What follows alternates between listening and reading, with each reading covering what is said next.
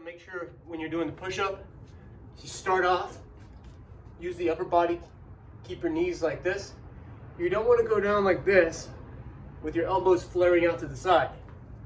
So from the front, like this. It's a weird, sort of like a, I don't know, some kind of monster. See how my elbows are out? What you want to do is we want to turn them back this way. So instead of out here, they're going to come down. So you want to practice right here, rotating your elbows back. So then when we go down, our elbows are going to go back at a 45-degree angle. They're like this. And you push away. Think about pushing someone away. Push. Not out, like this. Like this. The other thing about push-ups is when you're pushing down, you want to try to push the floor. Don't try to lower your face towards the ground. Try to push the ground physically as you let your body fall. And another thing, once we graduate from having our butt sticking out like this, you're going to bring it down here.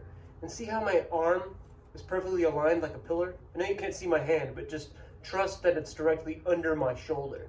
That's what you want, ultimately. We don't want them out here where I'm sprawled. And we don't want them back here under our body, because that's a totally different move. So straight out, under the shoulder, butt down, elbows go backwards. Now if that's hard, which it's probably going to be, which is okay, just lower yourself down as slow as you can until you touch the floor. And get up.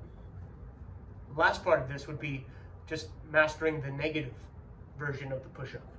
So it doesn't matter if your feet are on the ground and your butt is in the air, you can still do this because my hands starting just under my shoulder, I'm just going to lower myself down as slowly as I can while maintaining form.